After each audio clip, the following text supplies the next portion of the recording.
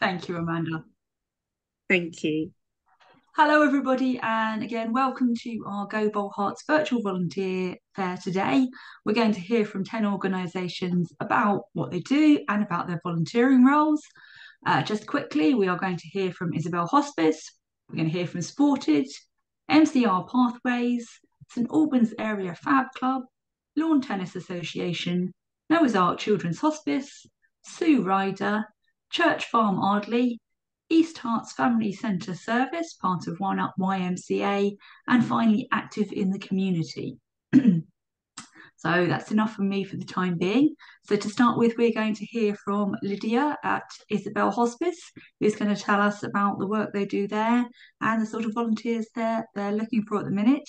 And Amanda is going to post some links in the chat if you're interested in any of these opportunities, so you can follow those. And if anyone's got any questions, I'm sure people will be happy to answer them. So please feel free to pop those in the chat as well. Lydia, tell us about what you're looking for then. I'd like to share my screen, but it isn't currently letting me. I wondered if you could share my slides. I've just made you a co-host, so you might be able to do that now. Yeah. If not, I'm hoping Amanda has got the presentation open. Yes, she has. Can everyone see that? Yes. Yes, lovely. Okay, well, I'm just going to whiz through. I'm sort of got 10 minutes and I will try my best to get this completed. My name is Lydia Hopley. I'm the People Director. And it's a real pleasure for me to do this. I don't often get the opportunity to do these presentations, so that's great. We're talking about volunteering at Isabel Hospice. You may know about us already, but we provide palliative care and support for patients, their families, and carers living and dying with life-limiting illnesses in the boroughs of Broxbourne, East Herts, and Welwyn Hatfield. And we really are a community-based organisation. There are lots of opportunities for volunteers at Isabel, including in our family support team, in our compassionate communities, fundraising events, within our education team, within the people team, within facilities, living well, and last but not least, and in palliative care, and last but not least in retail. And I will touch on retail again in a minute. Just to tell you a little bit more about retail and our shops, we have a welcome centre, which is where we welcome new items being donated, and that's at head office. We also have the 17 shops and a very new shop in Bishop Stortford, which has just opened. We also have an eBay team, which operate a really kind of picking, packing, warehouse type setup. And that can be an enjoyable place to volunteer as well. And we also have pop-up shops and events. The reason I'm talking about retail particularly is whilst we have opportunities in other departments as well, we've got a really big need for retail at the moment. And that's because we've had these new shops opening and we've got lots of new opportunities in retail. So we need shop volunteers, sorting, steaming, pricing, meeting and greeting, lunchtime cover so staff can take a break. We're also looking for mystery shoppers. So for those of you who kind of fancy yourself as a sort of retail guru, you could go around to our shops and evaluate them. Then there's eBay picking and dispatch, which is really good teamwork. We need to fill up hundreds of sessions a week, and so there's very likely to be an opportunity near you in one of our retail shops. So as mentioned before, we offer flexible volunteering. Basically, we make it work for you. We offer taster sessions. So for example, if you tried out retail as a taster session and it wasn't for you, we'd find out a different location. It may be that you really like office work, and if that's the case, for example, there are opportunities in our finance team, in our people team, and you can have lots of different experiences. There's lots of training available, both online and in person. There's lots of social events, and I'm excited to say, because I'm organising at the moment, that Volunteer Week, which is the week beginning 3rd of June, we're already organising big 3 tea parties to thank our volunteers. So if you come on board soon, we'd love to invite you to one of those. And there are other activity groups like bunting, making and craft groups. We get involved, we update all our volunteers on a quarterly basis about the organisation. I think our volunteers really appreciate understanding what's happening with Isabel, how we're doing, what's going to be new. We also involve all our volunteers in our annual birdsong survey, and we do offer out-of-pocket expenses. I'd like to share this video. I hope it works. If not, I will give a summary, but I'll give it a go.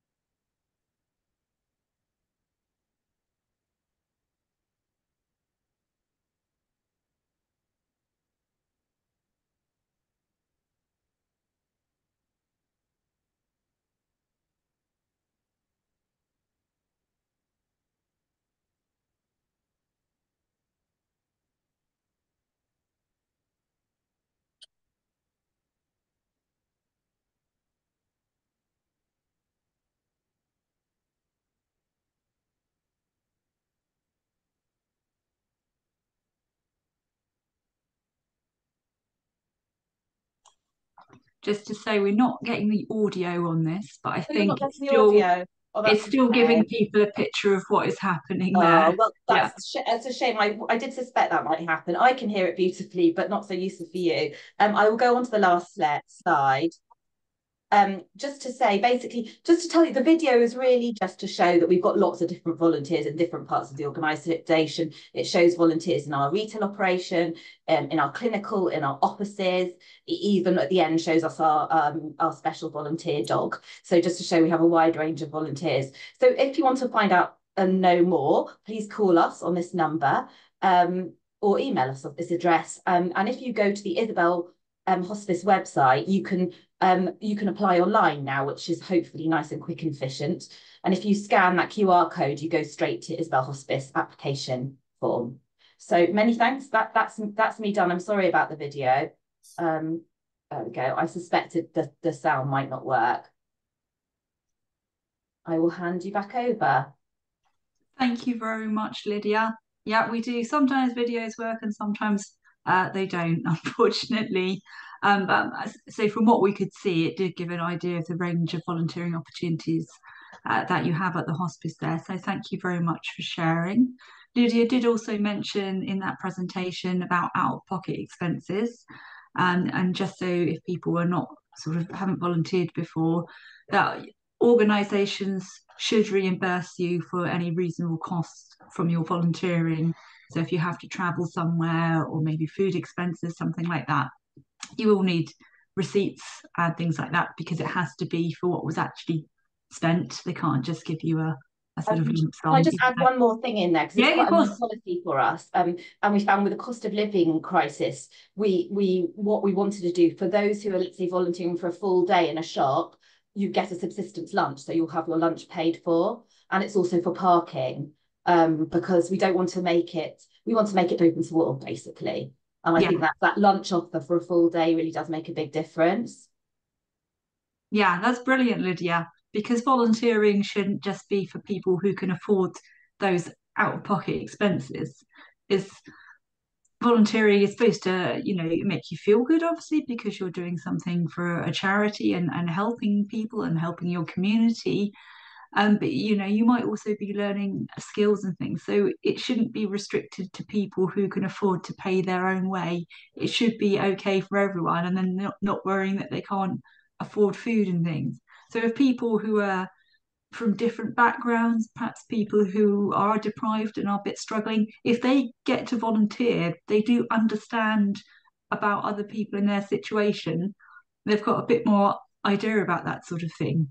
They've got different life experience. Yeah, we've got a massive push on EDI at the moment. We want to broaden our range of volunteers within the organisation. That's part of the reason we changed our policy. So thank you very much.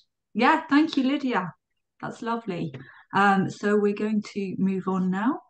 I'm just going to bring my timetable up here so I know who's coming. We've got Rob now, who's from Sported. He's going to hopefully tell us about what their organisation does. I'm guessing it's something to do with sports, and about the volunteering opportunities they have available. So, Rob, over to you. Thank you. Do I have permission for sharing my screen, please?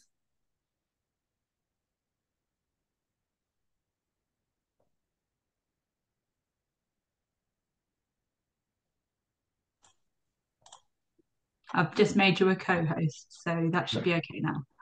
That should do it, shouldn't it? Yeah. Okay. Good afternoon, everyone. Thank you for having me today. My name's Rob. I'm the East of England Regional Manager for Sported, and perhaps slightly different kind of volunteering to many of the ones here, because we're a national organisation, national charity, as well as working locally within Hertfordshire. So this is just a few of the opportunities that we have for volunteers across the region. Also, could be national as well, depending on your interests and needs. But I'll tell you a bit about Sported first. We're, as I said, a national charity, work all around the UK. What we do is we support organisations, non-profit organisations that are delivering some form of sport or physical activity for young people primarily, our age range is 11 to 25, so the groups will be working with young people from that age range. And they can be a whole number of different organisations. It could be a youth group, it could be a charity, it could be a sports club, it could be community groups and so on. And what we do is they join Sported as a member, which is free, and all our support and services are free, so there's no cost to the groups. And we provide support for those groups on all the things that they need to do to keep that organisation going. The theory being, of course, that you've got these passionate leaders, these groups, people who are running it, who are great with the young people, great with the activity they're doing, but perhaps don't have all the skills within their board or their committee for all the things you need to do to keep running, keep a non-profit running, such as the budgets, the marketing, fundraising, and so on. So that's where we come in to provide some support and advice on those areas. So all our members will be doing some form of what we call sport for development, if you like. Sport for change is another word for it. They're not playing sport for sport's sake, playing for the teams, winning the trophies and so on. They're doing more than that with their activities. So they're using sport as that tool or hook to engage the young people in their community.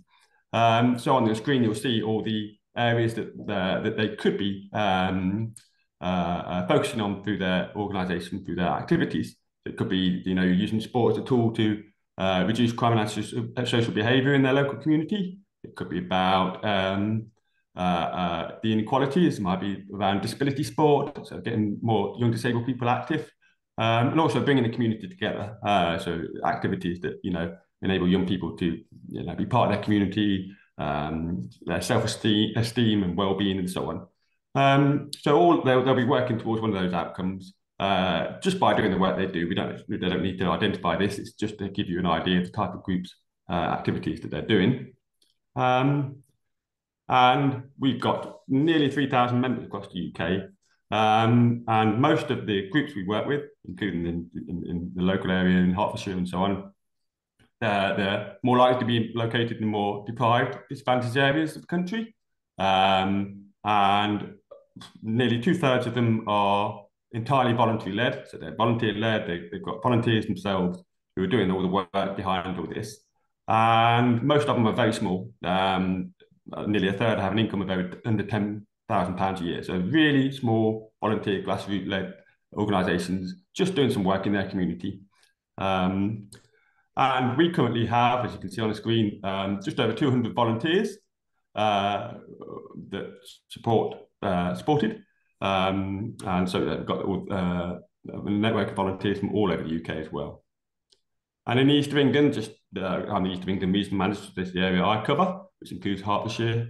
We've got 211 members, and as you can see on the map, for Hertfordshire itself, we've got quite a few groups dotted about, so plenty of groups in that area, as well as regionally as well, that volunteers support, not just locally across Hertfordshire, but across the whole region. So the support and services we offer, as I said, it's about helping those groups with all the areas they do to run their organisation. We have lots of resources on our website that they can access, such as templates and webinars on things like marketing or creating a business plan. We also do funding searches as well to help the groups, and funding bulletins, so groups can work out where there's funding, whether it's local or national. And we provide a lot of one-to-one support through our network of volunteers to provide advice and support to the groups. So there's lots there, there's plenty on there that we offer. It's not just the volunteers we've got, but the wider picture of their activities and support that we offer to groups. But when it comes to volunteers, so that's Sported as a whole. When it comes to volunteers, we're looking for volunteers all the time to provide their support and advice to our groups. And what volunteers do is primarily provide one-to-one support and advice to the groups as and when they need it. So a volunteer for Sported might be someone who is a skilled professional of some kind. You've perhaps been a marketing professional, you've been an accountant, you've been a project manager, something like that, where you've got some business skills and expertise to provide, to give back to the groups that we work with. And when a group comes to us and says, we need some help with our marketing plan, or we need some help with our business plan so we can get some funding, we can then find a volunteer to match with that group so that they can provide that ongoing expertise and advice to the group to help them navigate the challenge they've got, or issue, or opportunity to grow, and so on. So that's where we utilise our volunteers through the work we do. We've got lots of different roles. Don't apply for a specific one. It all depends on the need and what comes up. But most of our volunteers work on short or long-term topic-based support, which is a placement as one-to-one support. As I said before, a group comes to us with that issue.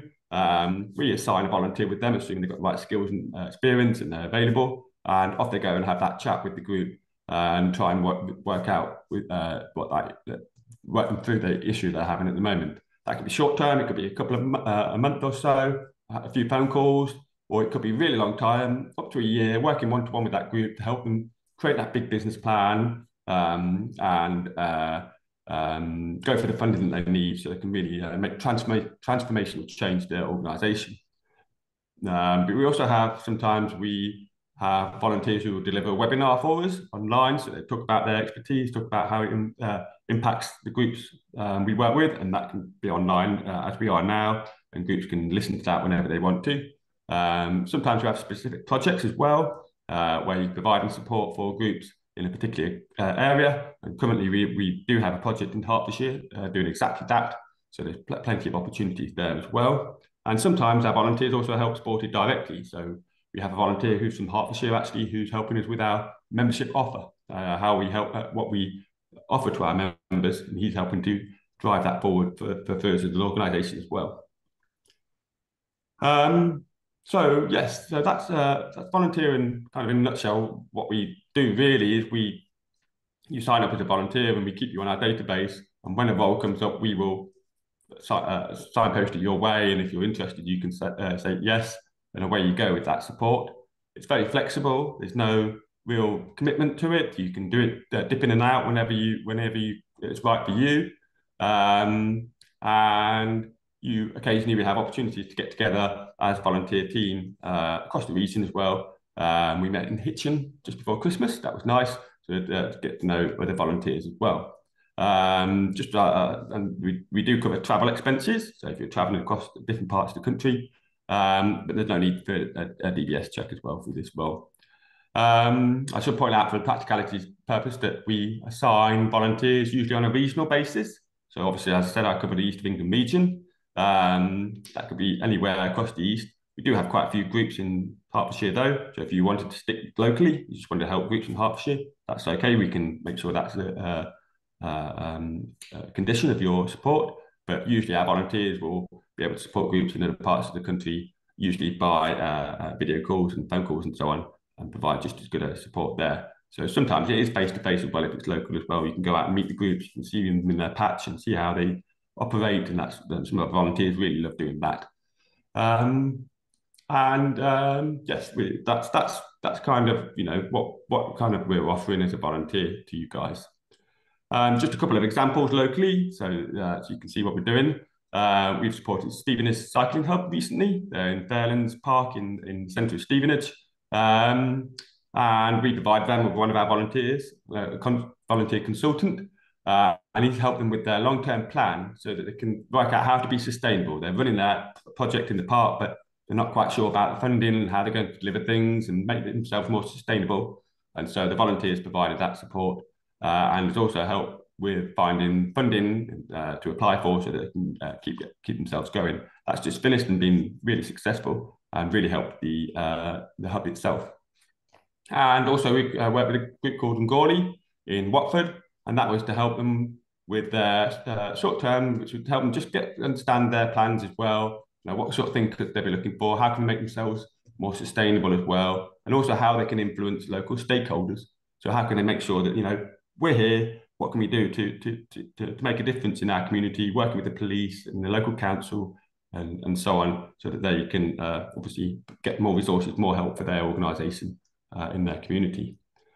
So just to finish off, next steps, if anybody is interested in becoming a volunteer, there's the link on the screen, or you can go to our website and look under volunteers. You'll be able to find how to sign up there, fill in an application form about your details, and then our team and myself will be in touch to discuss further. And then usually what happens, if everything's okay, we have an induction, so you work out how to do our processes and how to do things with us. And then once that's done, you're ready to go to get your first placement. And I usually manage that from volunteers in the East of England region. I'll assign you to a placement that might be suitable for you.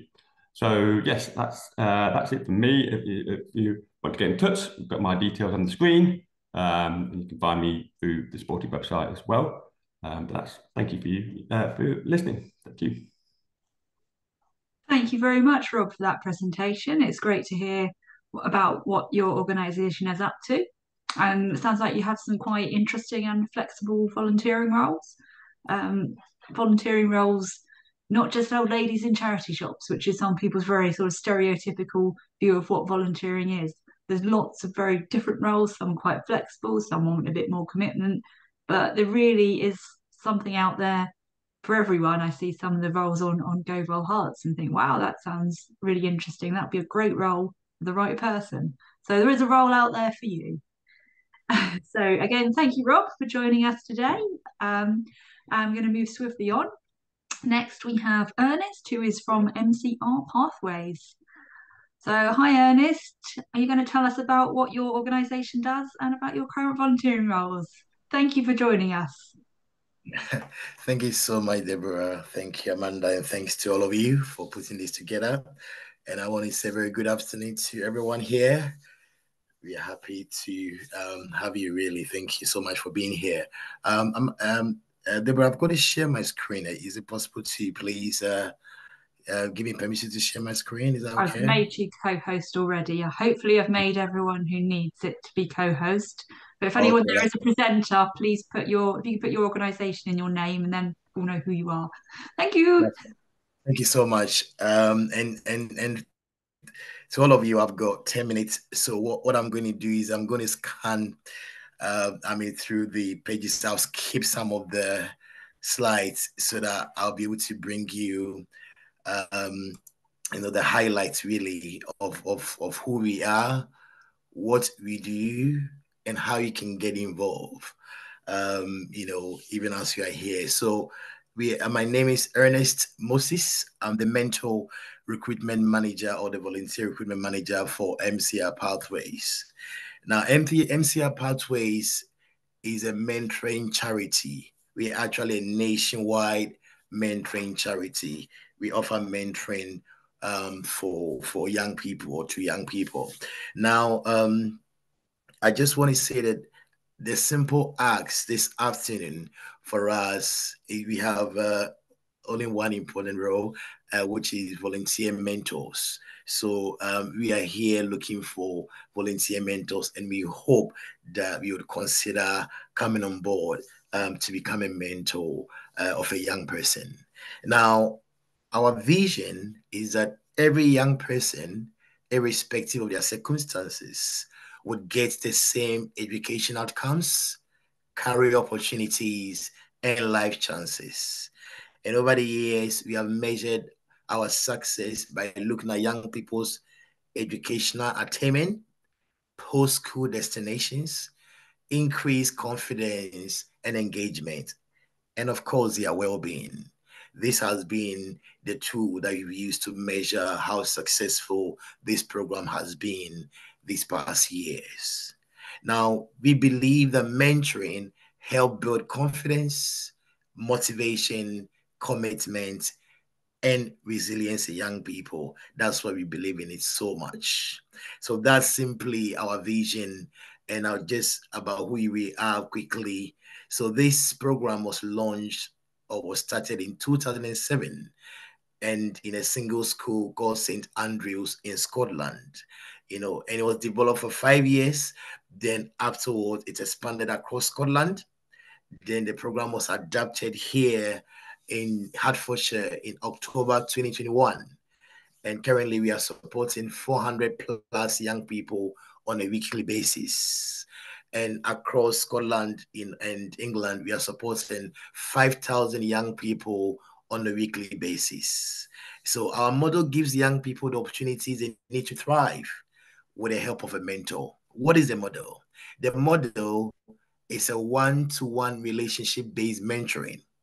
A one-to-one relationship-based mentoring. So the mentor, who is a trusted adult or a supportive adult, is matched with a young person, and you have a one-to-one relationship with them, and you support them. I'll talk about it, the program in a nutshell, so because of time.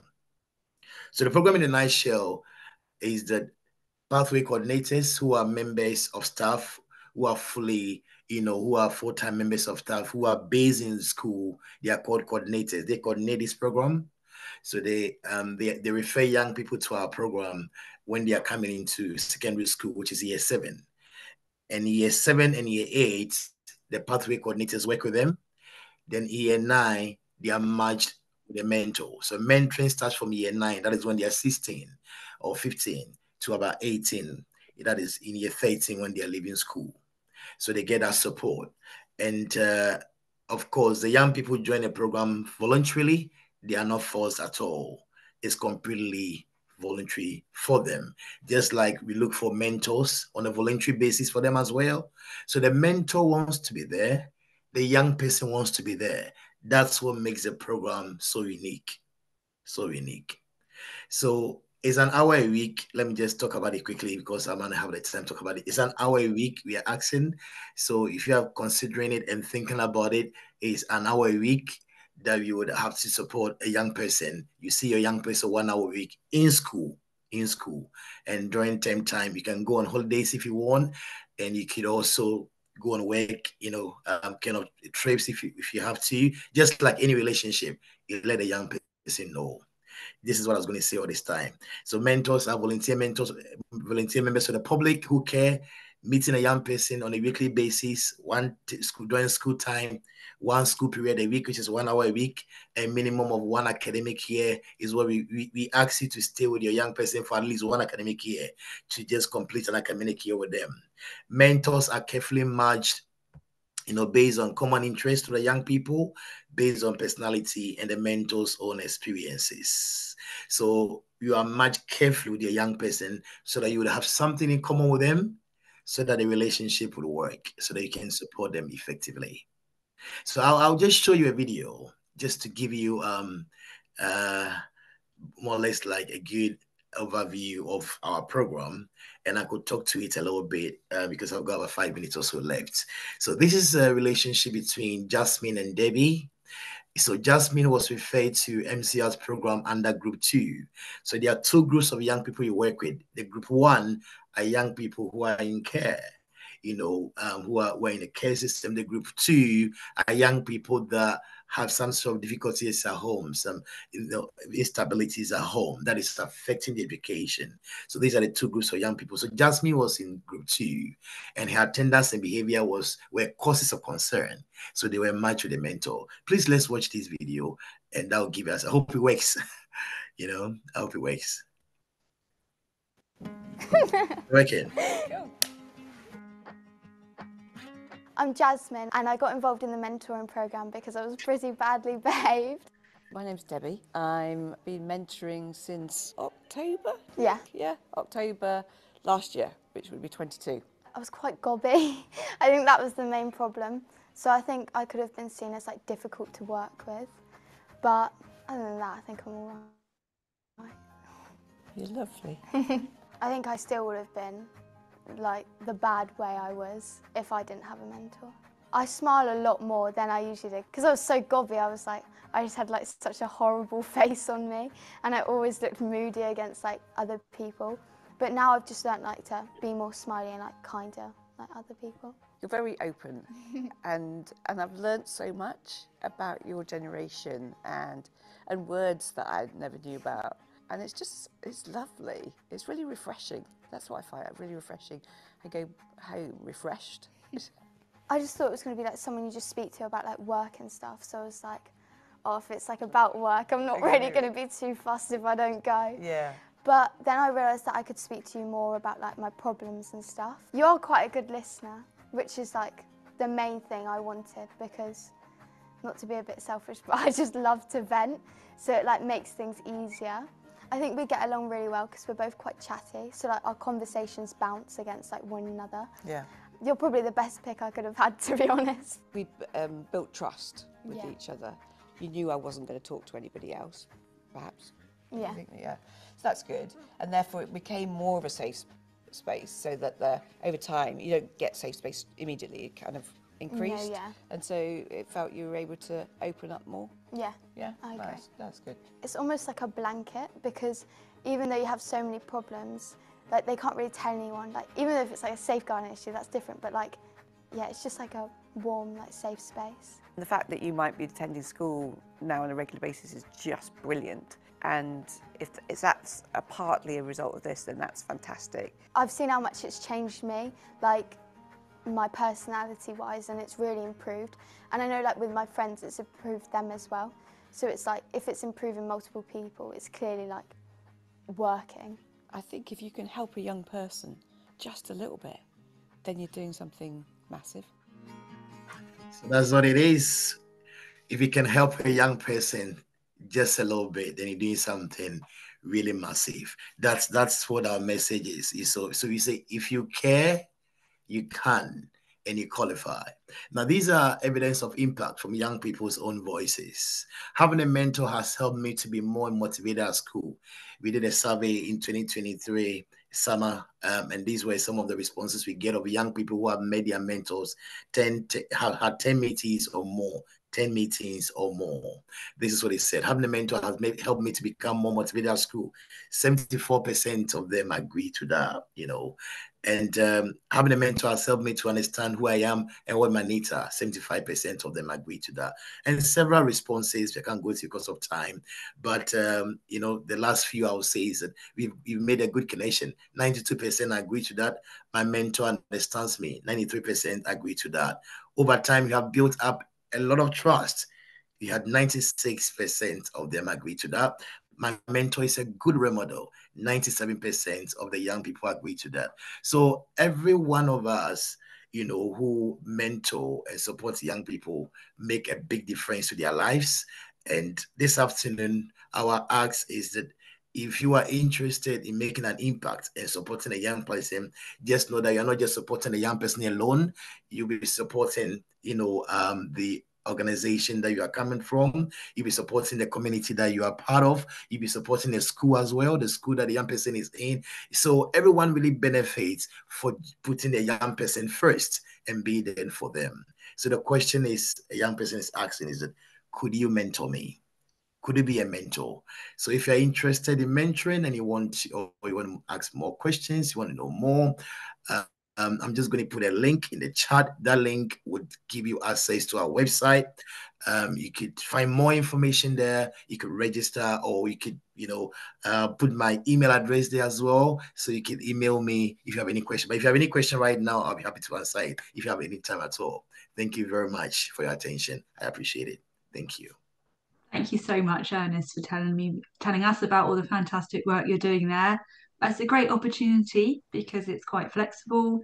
You're only, committing to an hour a week for a year, so that's quite a small commitment, but it could make quite a big impact for the right person. So it's really great there as well to see the impact it's had on a volunteer and the impact it's actually have on someone who's benefited from that volunteering. And she said she's benefited I can't help but to her say, social Deborah, circle as well. I think Mike is saying that I currently mentor with MCR Pathways. Very rewarding. Thank you, Mike, for that testimony. That's amazing. So Mike is already here, who already mentors for us, and he's literally testifying that it's rewarding. So it's rewarding for the mentors as well. Thank you, Deborah. Thank you. That's great. Thank you ever so much again, Ernest. I'm sure we'll be seeing you again at another one of our events. Always. Okay. So that was MCR Pathways. Next on our agenda, we have St Albans Area PHAB Club, and we have Paul here to tell us all about that and their fabulous volunteering opportunities. Hi, Paul. Hi everyone. Firstly, thank you for Deborah for organising this and welcome everyone. I'll just share my screen.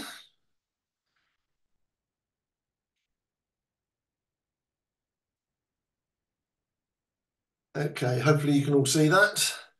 So we are St Albans Area PHAB Club, Junior PHAB Club. It does say St Albans area, but we actually cover Hertfordshire and go beyond. We're not strict about where the young people come from. PHAB was started many, many years ago and it's got a rather bad acronym now. It stands for Physically Handicapped and Able-Bodied, but we don't use that anymore. We just use the acronym of PHAB. So PHAB is also a national organisation, but I'm here representing the St Albans area and Hertfordshire area in general. So we provide fun school holiday activities for disabled young people. We're slightly different from other charities in that we include their siblings and their families on the trips. So we only do school holidays. One of the reasons we do it like this is because disabled people usually go to special school, so their school friends are not round the corner. They can't go out and play. So we organise trips, usually around Hertfordshire, sometimes further afield. So what sort of things do we do?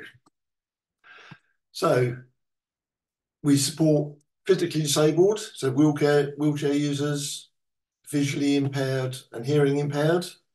So some of our volunteers sign, but it's not a requirement. We help with learning difficulties, global delay on autistic spectrum disorders. So we do sometimes have behaviour issues with young people, but myself and other members of the committee have training in that, and we would deal with any sort of disruptive behaviour. But there are always parents or carers with the young person, so you wouldn't have to get involved in that. A little bit of small print, we don't do personal care. Again, their parents or carers are with them, so they will take care of all their personal care, medication, whatever things they need. So as you can see, the young man at the top there is wheelchair bound. The young lady in red underneath was on one of our residentials and she's going through a cargo net and she is totally blind. So she's got one of the instructors there from Hilltops, which is one of our residential sites. So yeah, that's the people that we support. What do we do? What have we done? So we've done indoor skiing at Snow Centre in Hemel. So if they're competent skiers, they're allowed to go on the main slope.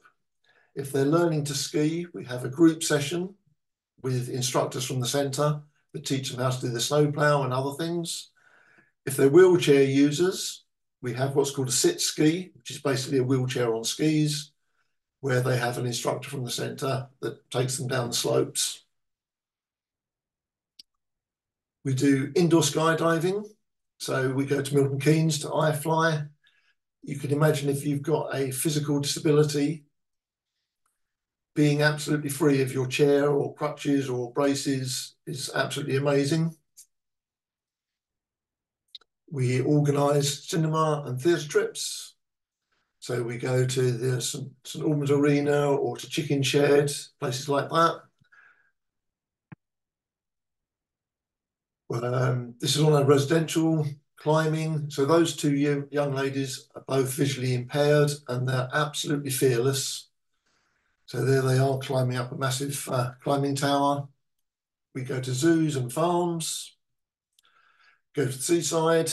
So this was Clacton, I believe, and as part of the trip, we arranged this boat trip along the coast. We do abseiling. So there's a young man in the wheelchair there being abseiled down a rock face. That was actually at Calvert Trust in Devon. The lady in red there is one of our committee members, and she has just received an award for doing 40 years with PHAB, and she had to go up to the House of Lords to receive it, which was really, really nice.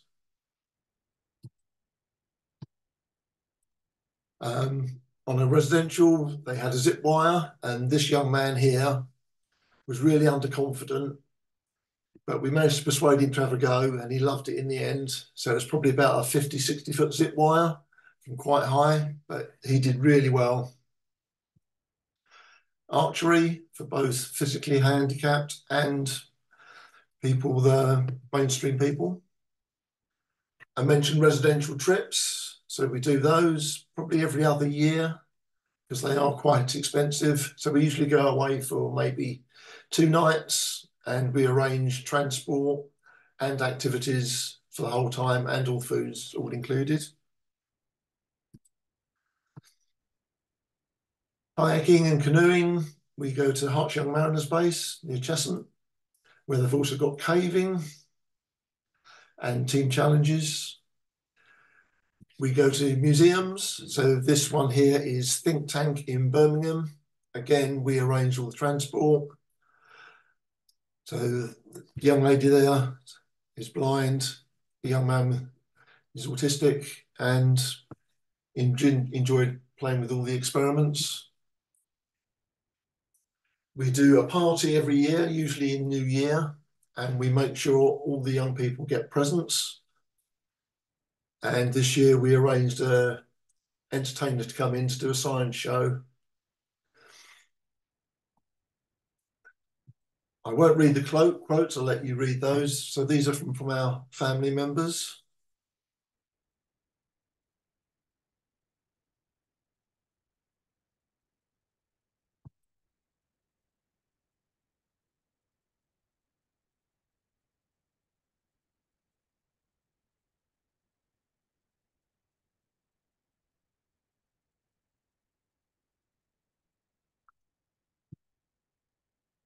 Okay, so there's a bit more detail. So because we invite the whole families, the parents then create their own support network. So they have other parents to talk to who are in a similar situation. I can't imagine what it must be like having a disabled child where you're providing 24-hour care, but to have other parents to talk to, I think must be amazing. Our age range is 5 to 18, but we're not strict on that either, like we're not strict on the area. So I think the oldest person we've got at the moment that was a member of the club is 33. So we're very flexible and very easygoing about keeping people involved. Our aim is to build their confidence and focus on what they can do rather than what they can't do. So the young man there's been helped on a climbing frame. We want to provide them with new and exciting experiences. So like the indoor skydiving, like skiing, give them something they wouldn't be able to do in their normal lives. The other real benefit is siblings that aren't disabled get to see a range of disabilities. So they will be experts on what their brother or sister's disability is and know how to deal with it. But by being part of this group, they see other people that have got different disabilities, and it's a real education for those people. We have a minimal cost to the families. It's usually between £5 and £10, and a residential might be £30 to £60 for 2 nights, including any food and activities. The reason we can do that is because we're supported by PG Mutual, who have been absolutely brilliant for us, and they pay for all the Christmas presents, for example, for all the young people. So that's what we do. What do we need help from volunteers? So we're a very small committee. There's only about 4 or 5 of us. We need help to come up with some new ideas, new venues to go to. That can be done in your own time. It doesn't have to be, you don't have to come on the event. We need help to plan events. So that might be doing a recce. So make sure it's wheelchair accessible, no steps to get to the venue, suitable for hearing impaired or blind people. You're more than welcome to come along to the events and join in. Spread the word. We would need people to make sure every disabled child in the area knows about it. Apply for grants. I mentioned that our day-to-day activities are covered really well. Things like residentials to the Calvert Trust probably cost between £10,000 and £12,000 to take 10 young people and their supporters and siblings with them. So things like that, we need to apply for grants. So we've done children in need in the past and others, so we could help with that. And the main thing we want you to do is have fun. Seeing the smile on the faces of these young people that are doing things they've never done before is absolutely amazing. My contact details are there. I'm sure Deborah will share them afterwards. Thank you for listening. If you've got any questions, I will do my best to answer them. Thank you very much, everyone. Thank you very much, Paul. That's a great presentation. Really interesting to hear about what you do, and need some help in quite a few different ways. So it's something that people might be able to get involved with and think they can bring something and help that. Even if you feel it's something really small, it could make a big difference to a charity, and an even bigger difference to the lives of some of these people that charities support. So, okay, so that's great. Thank you very much. You're welcome. Okay, we're moving on now. We're going to hear from Mike, who's from the Lawn Tennis Association. So grassroots tennis through to Wimbledon champions, Mike. Yeah, something like that. Thank you. That's the plan, anyway. Thanks very much. Hi, everybody. I was hoping to be speaking to you with the sun out and 20 degrees outside, proper tennis weather. The spring doesn't seem to have arrived yet, but hopefully it will do soon. I'm just going to share screen.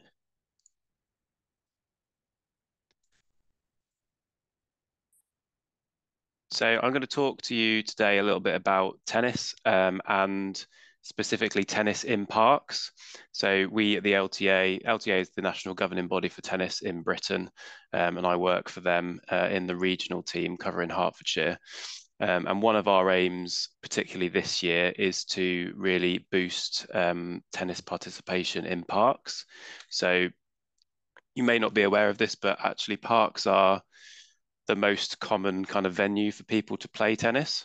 So a lot of people assume it's in traditional tennis clubs, but actually in terms of sheer volume, the number of people that pick up a racket and play, most of them play in the parks. So it's a really important venue for us in terms of engaging with local communities to get them into tennis. And one of the main barriers, or some of the main barriers that you can see on the right-hand side there for people getting involved in tennis or continuing to play are around not having anybody to play with, potentially not being able to afford to play, and a lack of equipment preventing them playing.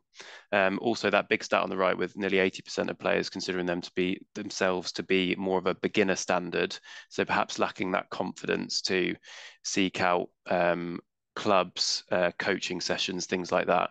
But they are quite happy to use park tennis courts.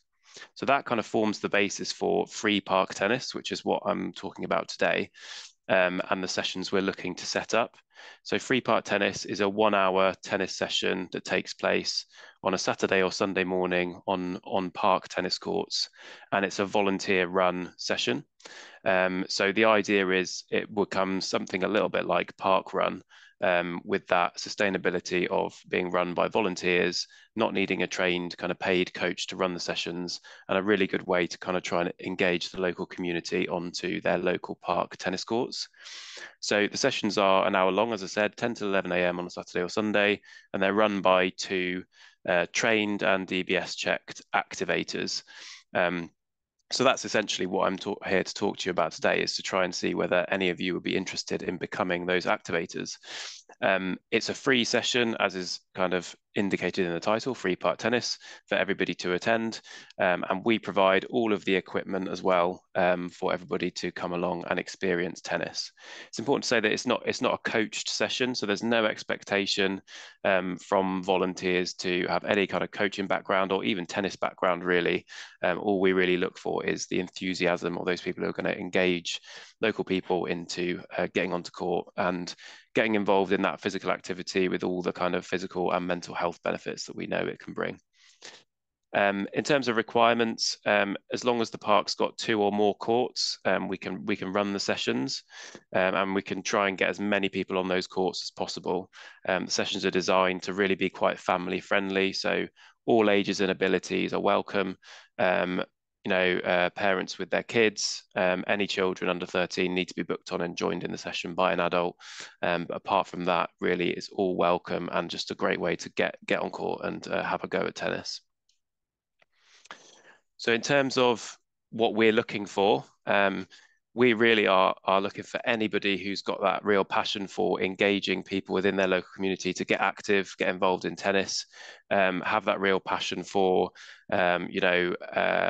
good communication skills, organising a group, being just generally really good fun, I guess, is what we're looking for. You don't need to have any tennis experience, as I said. Need to be 18 plus for at least one of the activators. So we can have one of them age 16 plus, so between the ages of 16 to 18, as long as there's at least one activator that is 18 plus.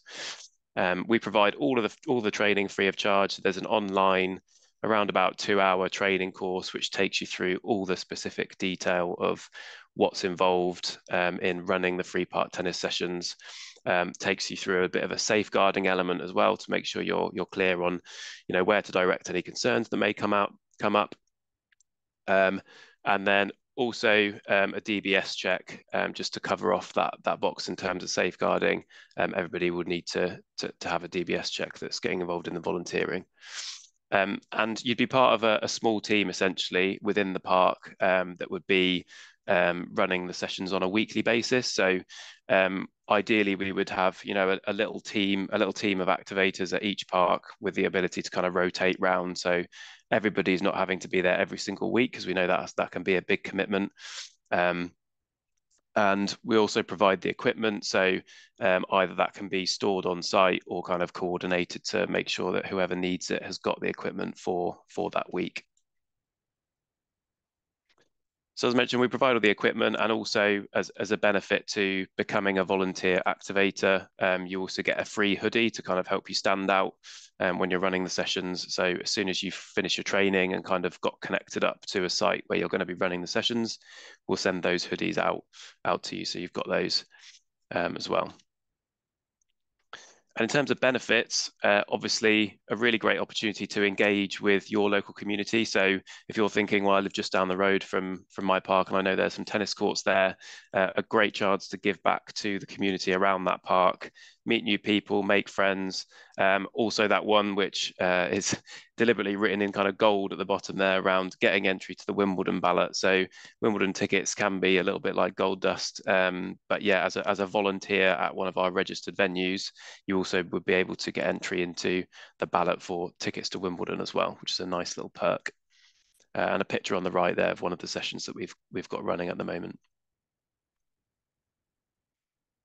So finally, just to kind of highlight a few areas, and really anywhere where there are park tennis courts, we can run these sessions as long as there are at least 2 courts. But in particular, those areas there that are bullet pointed, we are really actively looking to start these sessions this year and as soon as possible, really. Hopefully the nicer weather, warmer weather is around the corner, so people will be kind of remembering about tennis again when the sun comes out and keen to get involved. So we'd like to have as many sessions as we can set up for when that does happen.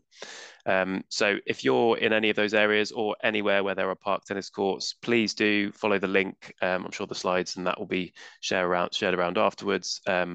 Or if you want any more information about anything, then feel free to contact me. My email address is at the bottom there. But I think that is it from me, and we'll take any questions if you have any. That's great. Thank you very much, Mike. So if anyone's interested in becoming involved in that and promoting tennis to keep people fit and healthy and improve their mental health, absolutely fabulous opportunity all across Hertfordshire, and you could win tickets to Wimbledon. But I think we've also got the Olympics in Paris this year, but I think if you want to stay in Paris during the Olympics, I think you might need to win the lottery first.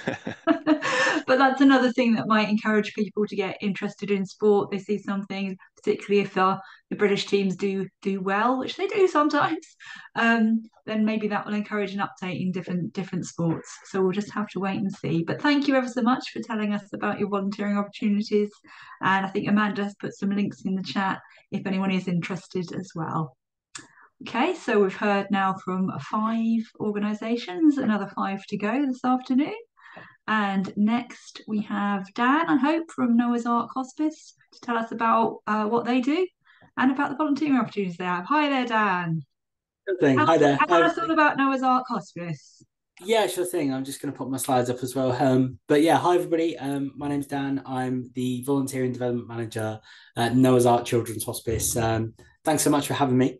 Yeah, we've got a number of volunteering opportunities across the areas that we support. So whilst we are based in Barnet, which I know is not Hertfordshire, our catchment area does go out into supporting children who are seriously unwell and their families out into Hertfordshire and Hertsmere specifically as well. And we do go as far up to St Albans as well, which I know is 3 Rivers, I think. I'm not sure on the boroughs of Hertfordshire as much. I do apologise. But anyway, to talk about us as a charity, so we are a children's hospice that supports over 350 children who are seriously unwell and their families across North London and Hertsmere.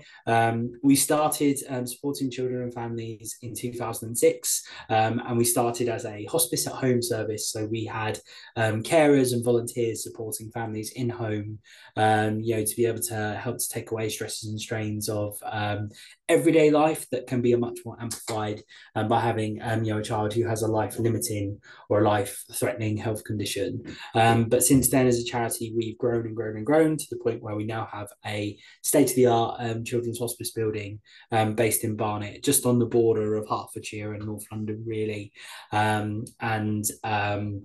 We now provide kind of all sorts of different levels of support for our children and families. And I suppose just to talk a little bit more about children's hospices. So I know we've heard from Isabel, who I speak to colleagues there quite a lot. They're a fantastic organisation, and also we'll be hearing from Ryder.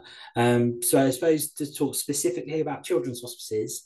So we support babies, children, and young people who are seriously unwell from the point of diagnosis. And that means that we may be supporting children and families from kind of, the point that a child is born, and we may be supporting them from, for 1 year, for 2 years, for 5 years, 10 years, 18 years, all the way up until a child maybe transitions to adult services. Or potentially also as well, the child may no longer meet our criteria, as in they are too well. And then, there is also the children and families that we support. And when a child does die, we have like bereavement support services as well. But there's a real range in kind of, there is no one Noah's Ark child and no one Noah's Ark family in terms of the circumstances. And as a charity, we're there to support our children and families every step of their journey. And we provide so clinical, practical and emotional support, both at our new hospice building, but also out in the community. As a hospice, we support both with kind of the clinical needs and providing respite for parents, everything from that through to helping them with maybe their housing or school places or kind of anything else that they would need, in terms of, being able to support them in their circumstances. And as a children's hospice, we focus on making happy memories and embracing them and empowering our families, being able to give them choice, being able to give them fun experiences, similar to some of the other amazing charities that we've heard from today, being able to kind of give children who maybe are non-mobile or non-verbal or have a range of different health needs, the ability to be able to go and do things they never thought they'd be able to do, or their parents thought they'd never be able to do, whether that's a child in a wheelchair being able to go ice skating or anything like that. And just one thing that we always kind of make a point of in terms of hospices generally, most hospices are charities, and they're not part of the NHS, but they work very closely with them and receive a very small amount of their funding normally through the NHS. Just to kind of make that point, because that's sometimes something that people think is that we're part of that NHS setup. But no, we work very, very closely with them, of course. And in terms of our volunteering roles, so there are 2 in particular that we're looking for, especially in kind of like that Hertfordshire, South Hertfordshire area. That is our family activities volunteers. So don't worry, you don't need to be on stilts and juggling like the chap in the picture. But essentially, we organise lots of really fun and engaging activities for all members of the family. So we run groups for the children who are seriously unwell, we run groups for their siblings, for their parents as well, and also we run massive family family days. So in the picture, we had a family day where we say to all of our families that we support that they can bring cousins, aunties, uncles, grandparents to our building for a whole day of fun and activities, which is really heavily supported by volunteers. So this one that was in the picture is from one of our circus days that we did, but we've done things around like superhero days, we've done things for Christmas and winter celebrations as well, and we have volunteers supporting us by both being there as somebody who's, you know, there as part of them activities and making it a really fun day and just helping with all of the organising of that, but also when, for example, we would organise trips to things like London Zoo, or maybe to like the cinema, or to Nando's for like maybe like, you know, a group of our teenagers that are siblings. Volunteers support us with actually the transport side of that as well. So if, for example, we were organising a trip to London Zoo, we have 2 members of staff who can go and pick up 2 young people each.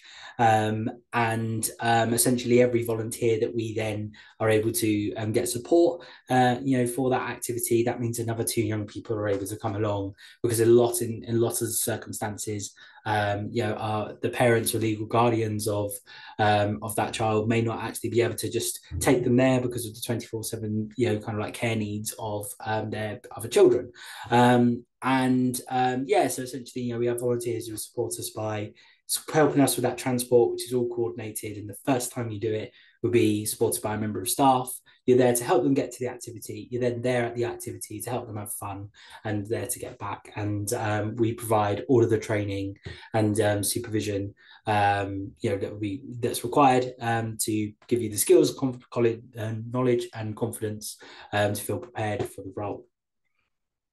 And then our other one, so as well as us having our hospice building and supporting families in their home, we also, as I say, go out into their homes. We were the first children's hospice in the country to run a home support service, which is completely volunteer-led and managed by our 2 home support managers.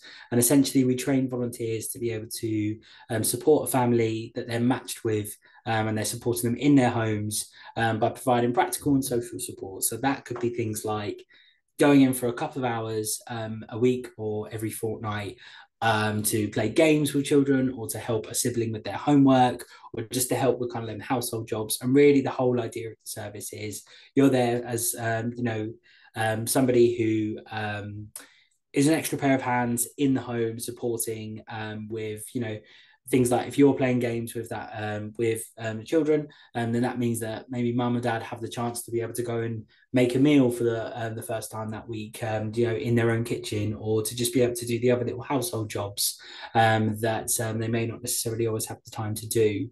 And in terms of the commitment and the way that this works is it would be kind of a 1 or 2 hour a week kind of like slot, and we would match you with a family based on how far you would want to travel, what type of support you would want to you know, provide as well, and also the time kind of like in the week that works best for you. Some of our matches happen on weekends or happen in weekday evenings, and occasionally kind of like in weekday afternoons as well. So there's a real mix of you know, real flexibility in terms of that, and we provide lots of training and ongoing support, you know, for all of our home support volunteers.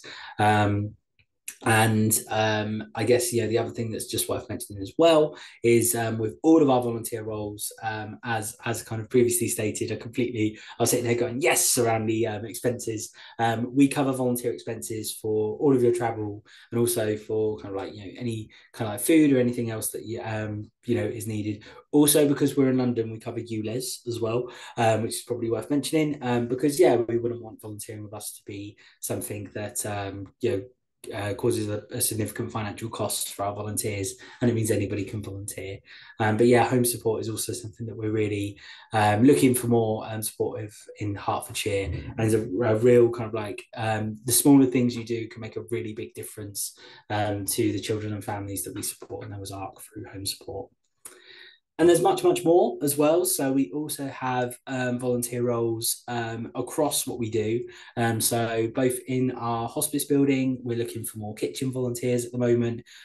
We've got a fantastic chef who you know, always needs that little bit of support. You can really learn a lot in terms of culinary skills from. We're always looking for more support of our fundraising, and also with some of our administrative kind of like admin teams are always looking for that support, as well as specialist plays. So specialist play is a little bit like family activities, but activities that we run at the hospice exclusively when we have children and families staying over maybe like a weekend for respite, things like that. That's something that we is very new, and we've developed and are actively now looking for volunteers in as well. All of our roles can be found on our website, and you're also more than welcome to get in touch with us, and we can discuss more based on the kind of things that you're looking to support. We absolutely can find a role that we've currently already got that we'll be able to support you with.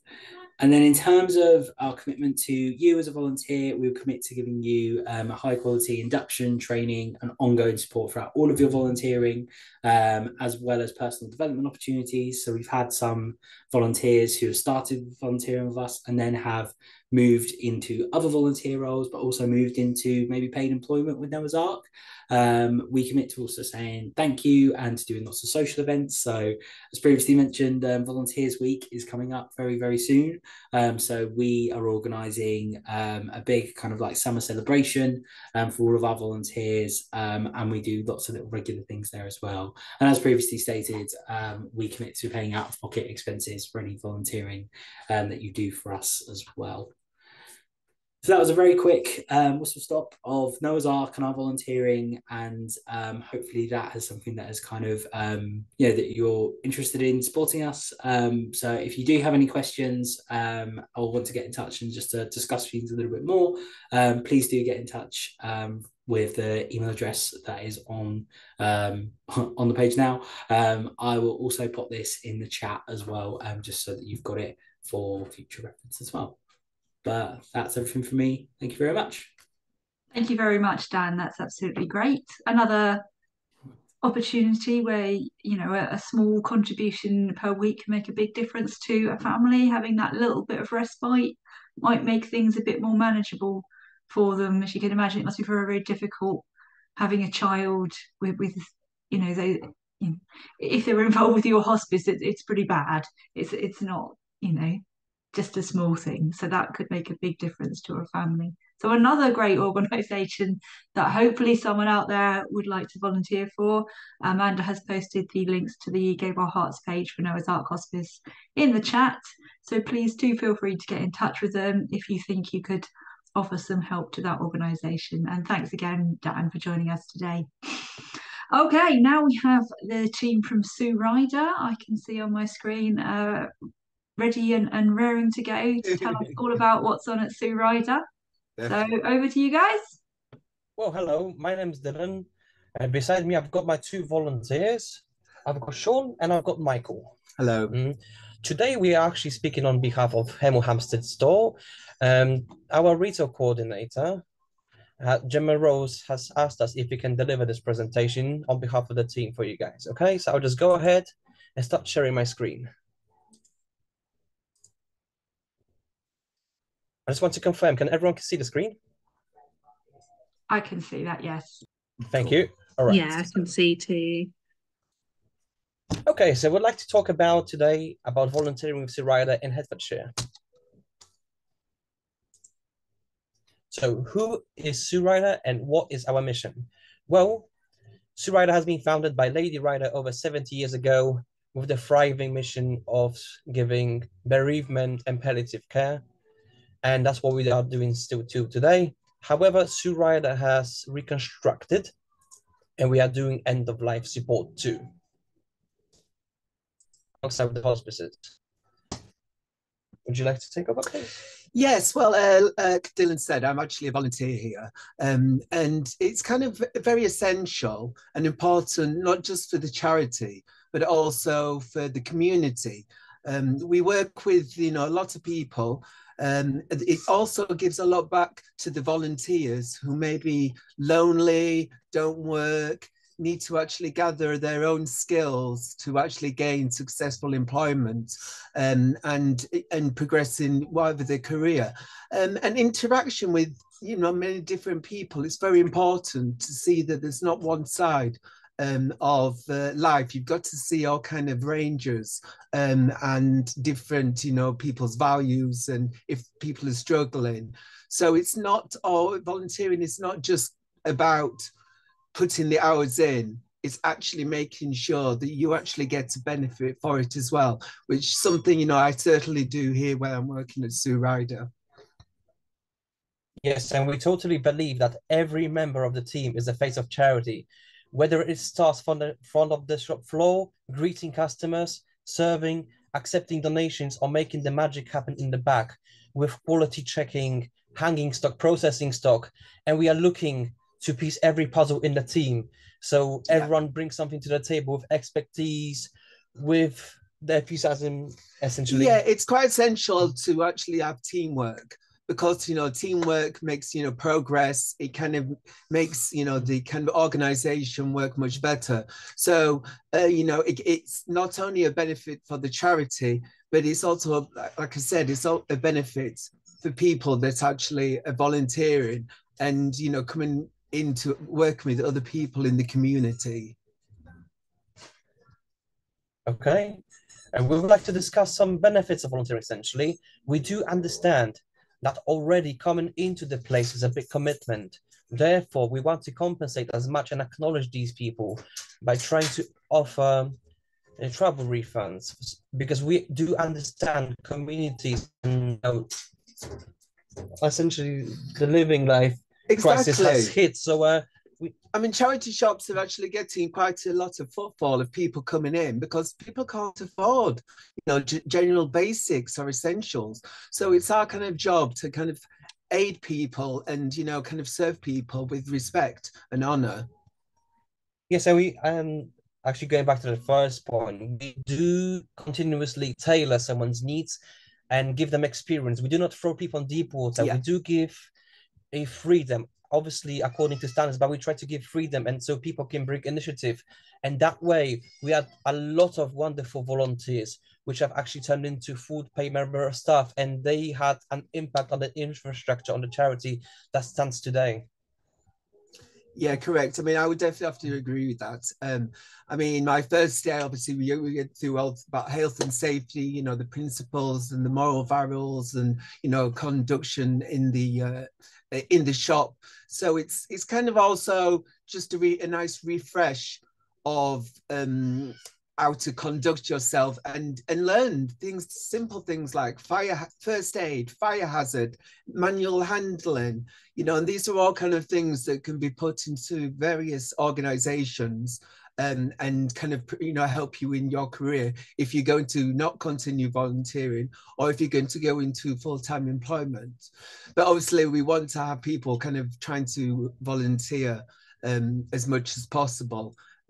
Because you know, it's essential for, you know, for the, you know, it's through Ryder and to give feedback to our customers.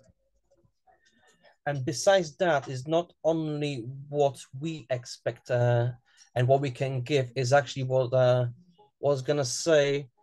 Through our, we have 3 supplemental values in a charity. They are strongly and fundamental. Being connected, we are connected through the team by phoning each other if one's ill, emailing each other, in supporting, we're sending out events, informations. We are supportive of each other. If anyone has issues, we have the right safeguarding teams to help. We are here to listen. We are here to encourage. And the last of the values is being impactful. Someone comes in one day and said, well, listen, I'll try to do something differently. And one day we did have a case of a volunteer saying, oh, this display looks bland. I know what the standards are, but let me tweak this around. And it made the day. We had a very low traffic day, and the display that the person made has put such an impact that people start taking pictures of it and really moving. I think as well, you know, just to reflect on what Dylan was saying, is a lot of people actually, you know, live alone. So it's also a way of working socially and getting people out of the house. Because some people, you know, they might have, you know, mental health problems or disabilities. So it's, you know, they probably don't see anyone all week. So at Ryder, we kind of give that opportunity to introduce people to a, you know, a good network that's solid and comfortable and friendly and safe, mainly. Truly. Sean, would you like to mention something, for example, about the discount we offer for volunteers? Yes, there's. I spend too much money in this shop, to be fair. That's one of the biggest businesses. Lots of great stuff come into the charity shops these days. So it is true. I spend more money than I make volunteering. Let's put it that way. So, yeah, so obviously we have considered a 50% discount on donated goods for staff and volunteers due to combat the difficulties of the living wage, especially where we are in London, but obviously there's that. And if I could also mention about volunteering, it is a very serious commitment.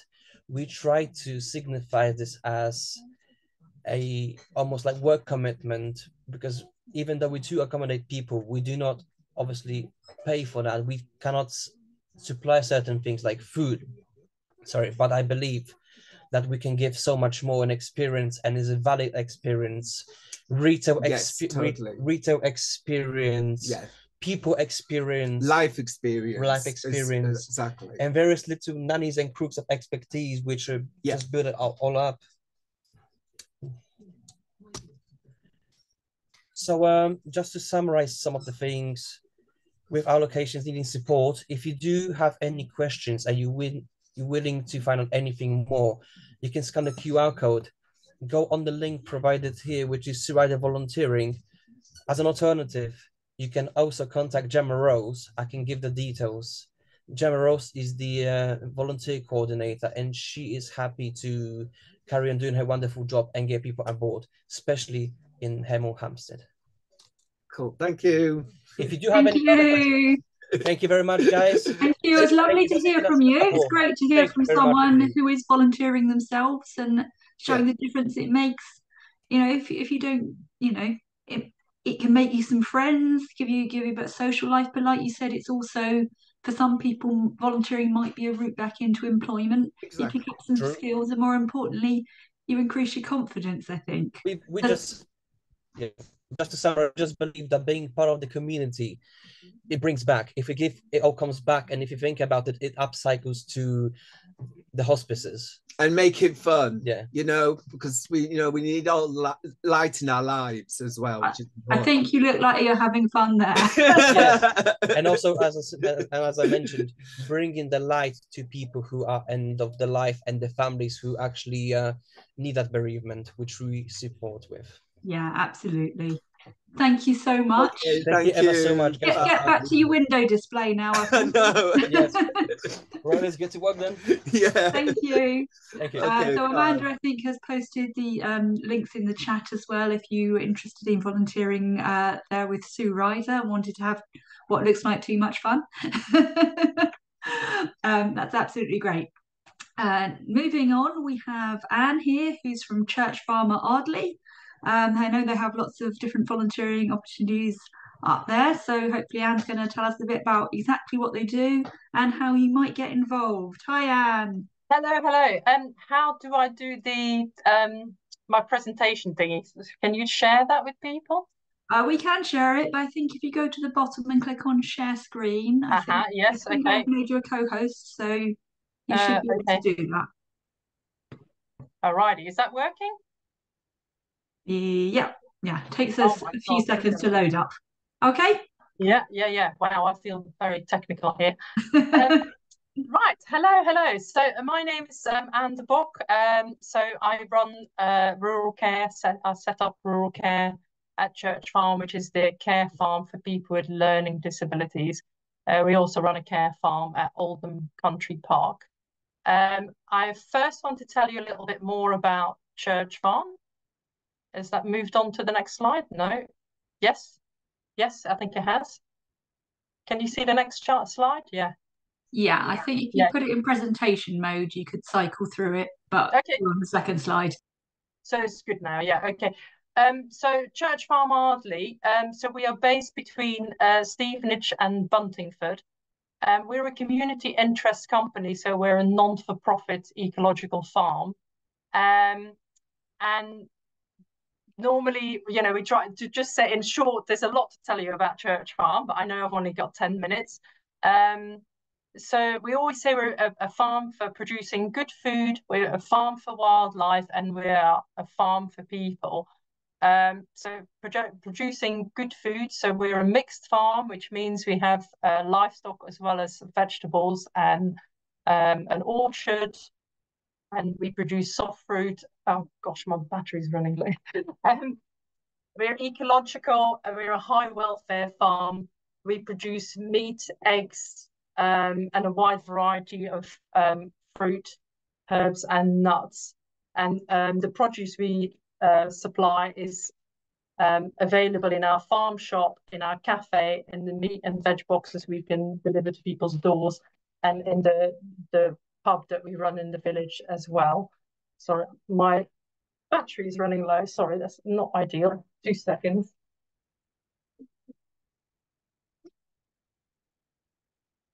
Right, much better. Cool. Okay. So that hopefully tells you a little bit more about the food we produce. A farm for wildlife. So again, we're a mixed farm. We're a small scale. We ecologically produce the food, so we don't spray herbicides or pesticides on our vegetables or our fruit. We don't sort of routinely use antibiotics for our animals. You know, obviously if they need it, we will, but not routinely as you would have in large scale livestock farming. There's large biodiversity on our farm, so we've got lots of hedges, woodlands, ponds. We've got the orchard, which is becoming quite a rare habitat. All our grass is planted, is sown with wildflowers. So, you know, it's like a herbal lay. So there's lots of different flowers and plants in there. And we use no-dig methods in our kitchen garden. Just, again, there's a lot more to tell you about all of this, but time is limited. And then a farm for people. So we're an open farm. So we were open to the public 364 days of the year, where people can just come round with and walk around the farm, buy a farm pass, feed the animals.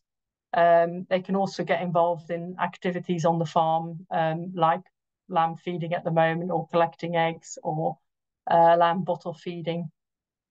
Then another part of the farm for people is the care farm. So care farming is where people with a social need would get involved in, or yes, a social care need or educational need would get involved in farming, and any of the farming jobs on the farm would be used as a sort of therapeutic intervention or educational intervention. So that's the part that I set up and I run at Church Farm. So we have lots and lots of people coming to the farm every day.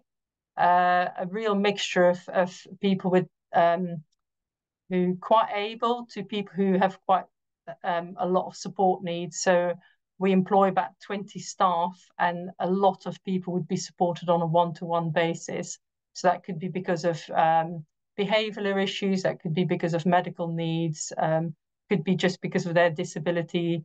They need more support to actually actively engage in all the activities we do on the farm. We also work with schools. So every day we have 2 special needs schools. We also run a college course in animal care for North Herts College. And more and more we're starting to work with children.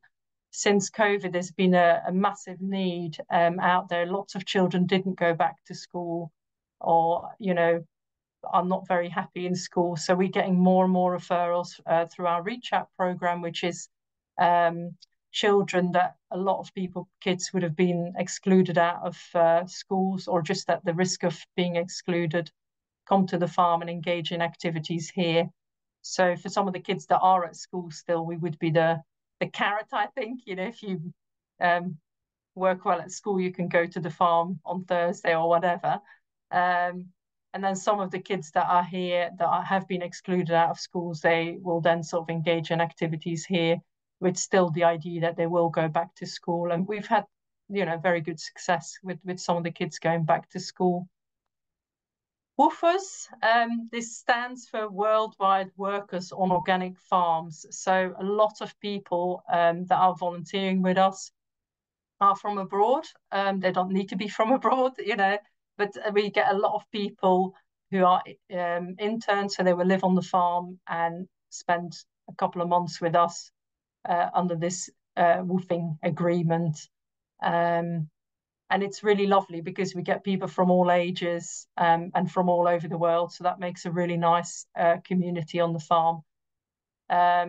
We do camping, so that allows people to get involved, you know, get more of a feel for the farm. So yeah, I think really Church Farm is just an amazing place where lots of people from all over the world, from all abilities, all ages, and it feels like everybody's just working together and everybody's got something to contribute. And that's the same for the volunteers. So, you know, some of the people we work with might only be able to put like, you know, they might be able to put 6 eggs into a box over a whole hour. And then take that box of eggs to the shop, and that's what they've managed to do. And that's amazing. That's fantastic contribution. Well, then we might have people who, you know, volunteers who go off and, you know, go and prune 10 trees in a morning, completely on their own, you know. So but everybody contributes whatever they can to make this farm work, which is just great. And then I've put Church Farm is a great place to try new things, and it's a very non-judgmental place. I think farming is, in the sense, there's space here to try things and try new things, and if it doesn't go right, it's not always a big problem. Like, you know, plants are definitely very forgiving a lot of the time, and obviously when we are planting things, it wouldn't be your one prize rose that costs £50. It would be planting out seedlings, and there'd be hundreds more. So it doesn't matter if that particular one wouldn't grow.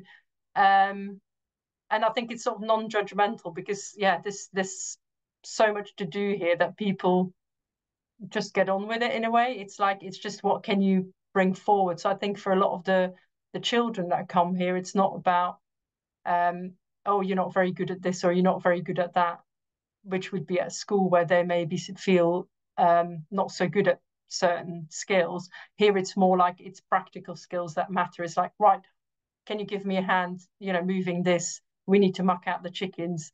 And they can just straight away jump in, do something practical, make a contribution and feel good about themselves. And I think that's the real you know, special part of Church Farm. It feels like a real community of people all working together. So yeah, where do volunteers fit in? So everywhere, you know, like with the woofer scheme, obviously some people live on site. So we have mainly people asking to, you know, help out in horticulture, livestock and sort of maintenance stuff. But we've also had people who are very keen to learn English, who've helped in the shop or the cafe, because they want to have as much public interaction as they can. So yeah, volunteers fit in everywhere. And we simply could not achieve what we do here without our volunteers. And it's so amazing sometimes just to see that, you know, a volunteer will come in, we set them up with a task that we know they're keen to do, and then they leave at the end of the day, and there's just no way that we ever would have got round to doing whatever they did, whether that's, you know, cleaning eggs, or, you know, whether that is planting a whole bunch of kale or fixing a door or something, you know. So I think, you know, from a volunteer point of view, we can offer people a massive variety of tasks. So, you know, we've got people on maintenance, people on livestock, events, camping. So there's a lot of scope here for everybody. You know, it's not a very, you know, really any job that, you know, we can involve people in the volunteering side of it. So yeah, that's the list carries on. So I've got woodwork, crafts, you know, like doing crafts that could be sold or preparing crafts. Supporting our guys with learning disabilities is another opportunity. And then the other opportunities, corporate volunteering. So we get several groups locally or nationally that come and help us volunteer on the farm as well, which could be just you know, like planting or weeding, or it could be a specific project if they have got a budget, like, I don't know, building a goat playground. Or last year I had a group insulating one of our sheds, which was amazing. The larger corporate volunteering group we have actually organised was for 500 people. That was a lot of hard work, but it was an absolutely amazing day. But obviously, if we're talking about that scale of a corporate volunteering day, that they need to come with a budget, because we needed, well, over 60 staff to run that. But just to give a scope of what, there is so much to do here. We could easily keep 500 people busy here, probably every day. For 50 weeks of the year, I could keep 500 people busy here and there still be stuff to do, you know. It's types of volunteers. We have some people of Duke of Edinburgh, so we try to fit those youngsters in on the days that we have rural care in, so they have enough supervision, and then they can tell us again what they're particularly interested in, whether it's the livestock, whether it's horticulture. Work experience, we get a lot of people on work experience from like Shuttleworth College or other schools. You know, we get kids on work experience from schools. All ages, again, we have young people, but then also people who are retired, or, you know, who are older. Actually, I think our oldest volunteer is in his 80s, and he it was starting to find it quite hard to do the work now, but now he fixes trimmers and things and machinery for us at home, and then, you know, he still gets to be part of the community while he picks them up and then drops them back off. So that's a lovely way to keep him involved in Church Farm. We've talked about the corporate volunteering and the woofers, so I think we've covered this slide. So requirements, not really that many. You know, a personal details form and a medical declaration, so we're aware of what we need to be aware of for people. Ideally a CV, so we've got some idea of what people have done before, so we can use their skills to the best of their abilities, if that's what they want to do. Some people might have a certain skill and they just want to not use those skills and move on and learn something new. That's fine too. Ideally, we'd have 2 references, but 100% if you would be supporting our guys with learning disabilities, and we would also have to do a DBS check as well then, if that's a long-term thing where they would be, you know, supporting people. Okay, I'm going to have to stop you there, Anne, because we are running a little bit late now. I think lots of volunteering opportunities there. Quite flexible, as you can just see from those last slides. So if people are interested, Amanda has posted the information in the chat so that they can get in touch with you. Or go up and visit the farm if you want to get an idea, because as she said, it is open to the public. Okay. Sorry about that, Anne. Thank you very much, though. That's great. Thank you. Bye-bye. Okay, as I say, we're running a little bit late now, so apologies for that. But now we're going to hear from Zoe from East Family Centre Service. Okay, hi Zoe. Can you stop the screen, please, Anne? Let's see if we can do that.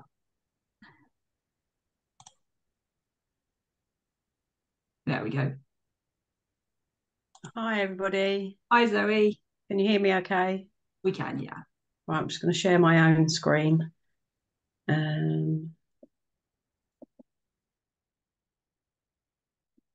you see that okay? Yeah, that's great. Perfect. Hi, thanks everybody. Like you said, I'll try and be as quick as possible because I know we're running a bit late. So I'm Zoe Sharp, the volunteer coordinator for the East Quadrant of the Family Centre Service.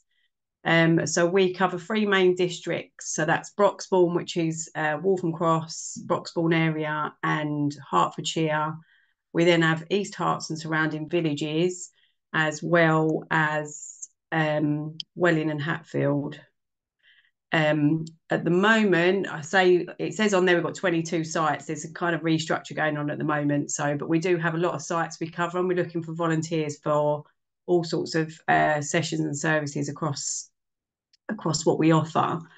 Within the family centre service, we are there to support families, to give the families and their children the best start in life, enabling them to develop and thrive. Our main focus is around 0 or pre-birth to 5 years. However, we do lots of work with up to age 11 as well, depending on circumstances and kind of siblings and school holidays and things. Within the service, we offer a number of different types of support. We have what's known as our universal offer, which provides free services for all families to become involved in, and that can be anything from our stay and play sessions to our baby groups. We run parents cafes, which provides a lot of information to families. We have kind of more focused active and rhyme time groups, and again they're all aimed at slightly different ages and stages of early years. Within that, we also have breastfeeding support, intro to solids, kind of more of them early stage elements of weaning, self-weigh stations, so kind of linking in to our partner agencies with health. And we also provide vitamins to families as well, and first aid courses. Within that, we then have our emerging needs teams, which work on a slightly more targeted level with families. And emerging needs covers our special educational needs offer.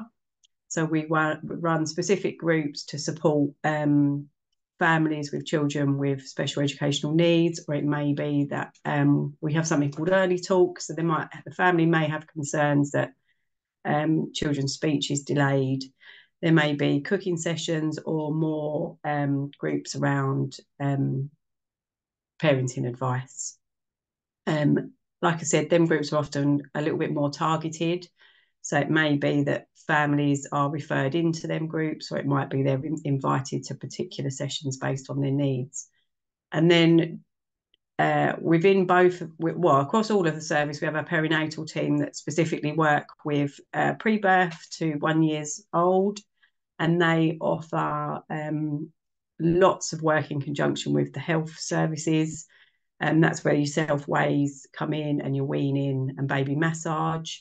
And then we have our targeted family support team that work very intensely with families, more on a caseload and a one-to-one basis, maybe even doing home visits.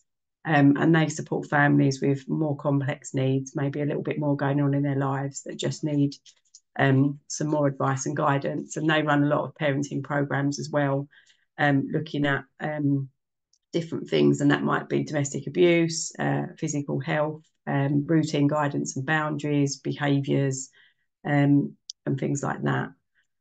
So that kind of gives you a bit of an overview as the service as a whole. So right, sorry, I've got something keep popping up on my screen. And we're skipping too far ahead. So we're currently looking for volunteers across a variety of roles across the whole organisations and all the areas I mentioned earlier. Volunteering is a great way to support the local community, an opportunity to meet new people and gain new skills, and can also lead to further training and employment opportunities. And that could potentially be within our service, or obviously some people use volunteering as a stepping stone into other career opportunities.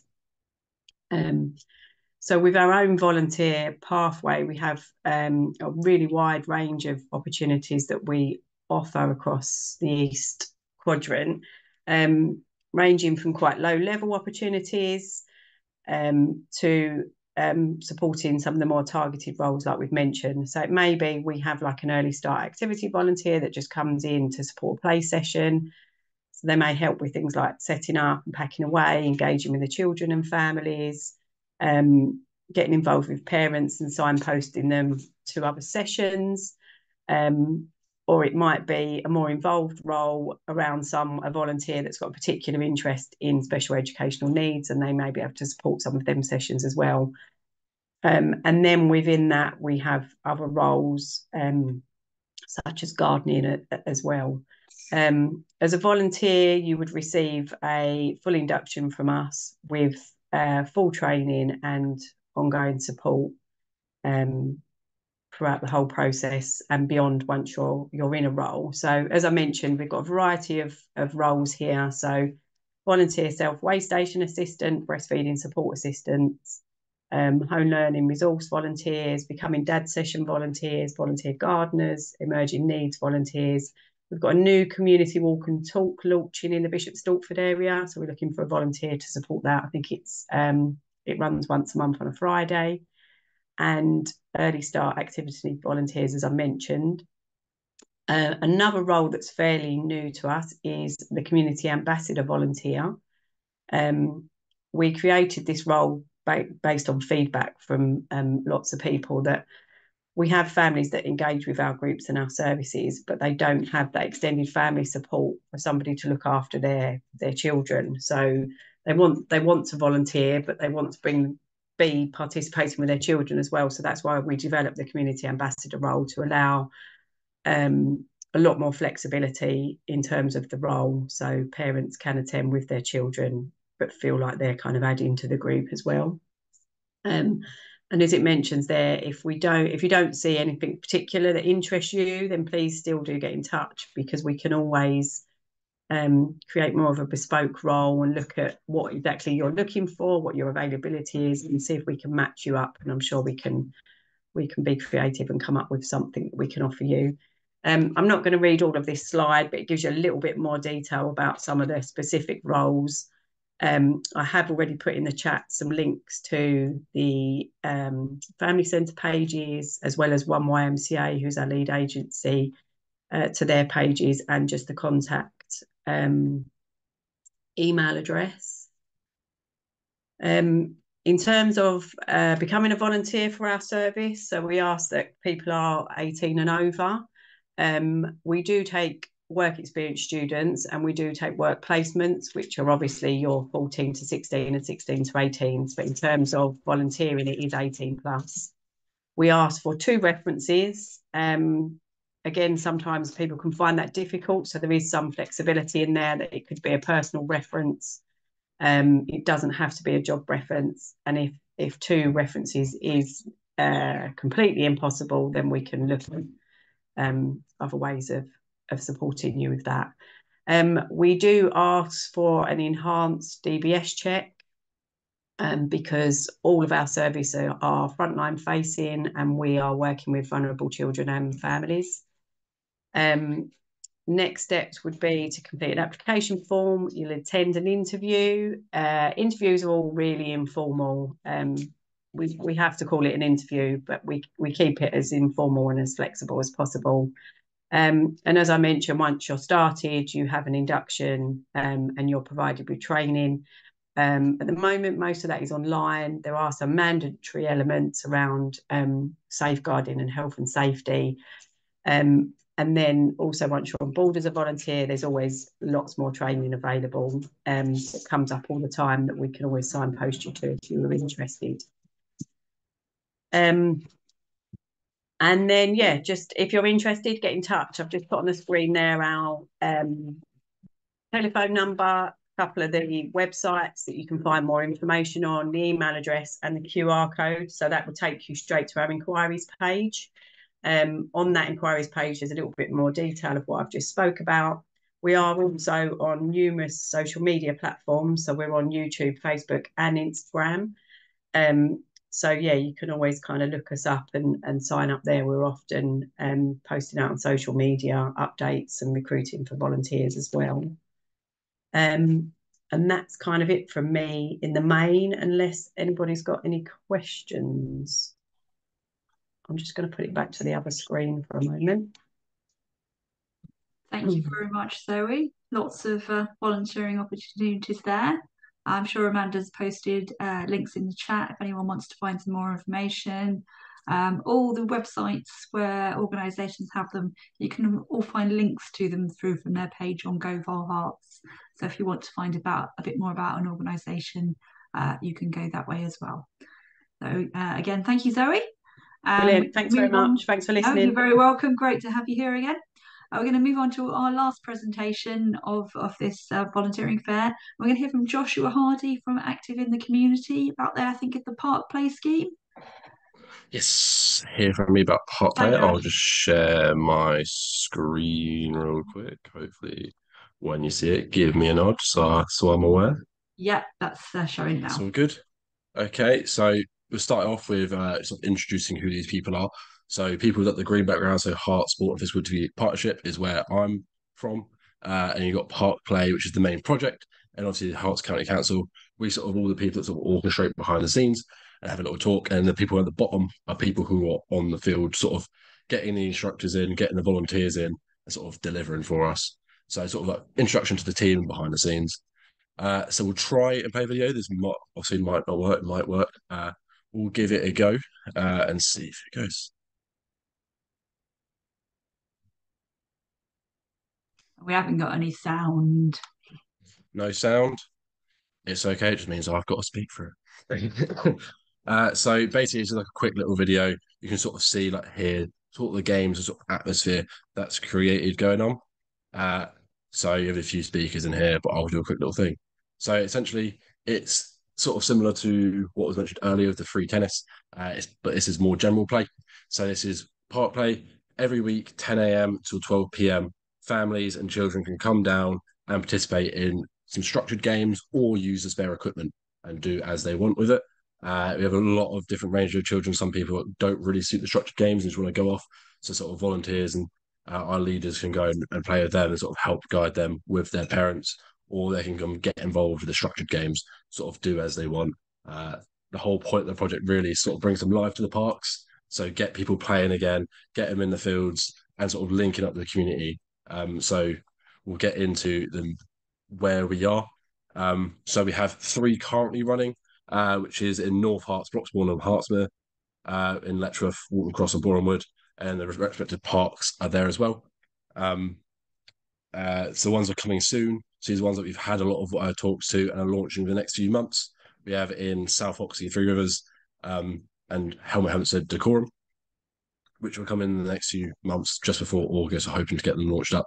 In the future, we have the parks already made and decided, but essentially 9 of the 10 districts in Hertfordshire will have one at some point, hopefully this year. But I say we're taking volunteers for all of them now. The sooner we get the volunteers, the sooner these can start and get going. So that's all good. So what would your role be? You would be a play leader or volunteer. We have a wonderful picture here of sort of like the equipment. There is sort of the man deciding what to do with the equipment. So you might just be assisting and sort of getting told what the games are, or you could even chip in some ideas and say, hey, this is the game that I had an idea for, what could be really good, could do this, all that stuff. Just sort of help run the sessions really. Sort of become a key figure in the community. So all these people coming from the thing start to get to know your face, and you get the opportunity to sort of get to know them, link them up, get to know the area a bit better. I've had conversations with people about clubs and stuff that they go to, so sort of finding out that local knowledge as well as you bringing in your local knowledge.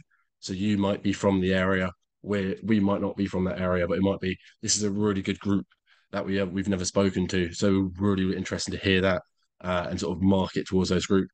And obviously, the main reason is you may be a volunteer, you may be guiding the thing, but you've also got to have fun. So you can get involved in the games, you can help speak to the people and sort of run the sessions. And quite simply, how to apply. So you can email us at Parkplay and we'll forward you on to the right people. So obviously, each deliverers are running different camps. So different Park Plays.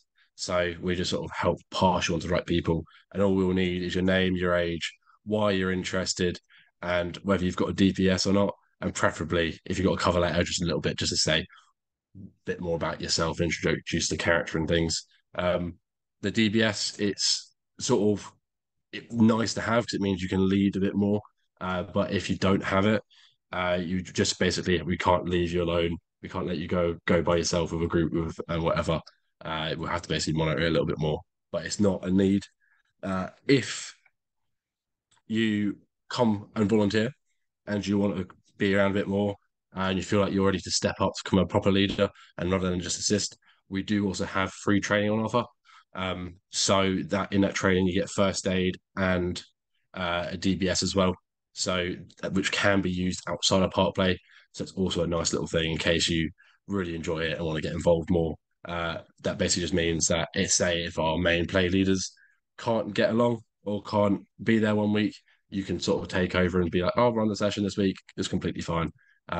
There is no limit to how many people can volunteer for it. Sort of as many people in hands is great. You don't have to come every week. It's not a weekly commitment. We understand that things do come up and things like that. I myself volunteer at the park in Jackman's and get involved up there. And I went on a holiday for a few weeks, came back completely fine. We've got a few people that aren't in this week, next week. It's sort of like a rotating rota, sort of saying, "I'll be there this week." You've got a group chat and stuff like that to measure in. So, yeah, sort of short and sweet. Have a quick little chat about what it was. If you're interested, feel free to email.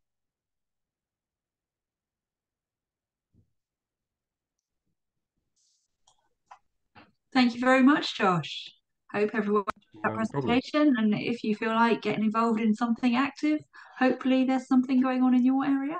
And I think Amanda has posted some of the details in the chat, so if you would like to get in touch. So thank you to all our 10 organisations who have presented today.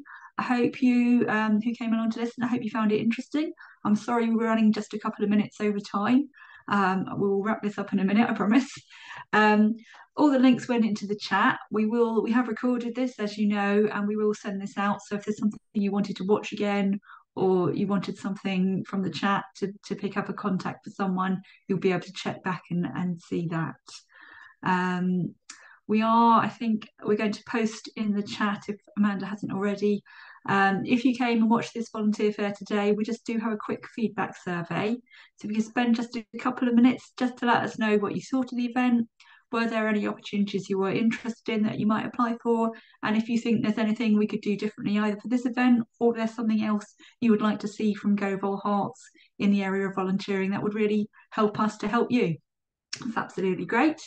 As I said right back at the beginning, we'll have another one of these virtual volunteer fairs in July, but in the meantime we have a big event coming on the 7th of June, and that's a Friday.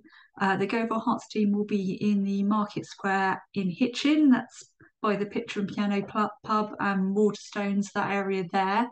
We're having an in-person volunteer fair, and we expect there to be representatives from 30 different organisations who operate in and around Hertfordshire. So something for you to come and chat to them about their volunteering opportunities, also to find out about what they do from the point of view of whether you might be a service user, because they're there to provide information about that as well. So I think, Amanda, if you can post that in the chat if you haven't already, that will be actually on the Friday of Volunteers Week. Someone mentioned that earlier. Volunteers Week is a week where we celebrate the contribution of volunteers across the country, and it's actually its 40th year this year, which is a bit of a landmark, a bit of a milestone. So that's absolutely fantastic.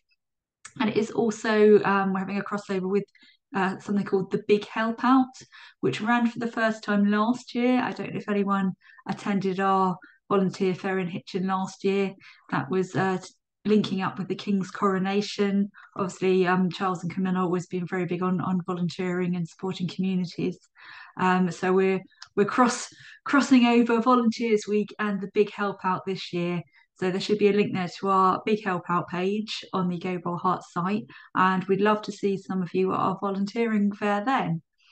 But anyway, thank you for everyone who came along today. Thanks to all our presenters for telling us about what they're doing, and thanks to all of you who came along to listen. I really hope you found it useful, and I hope that you have found something that is interesting to you, that you've learned something. I always do. And we hope to see you next time. Thank you very much again for listening. Bye-bye, everyone.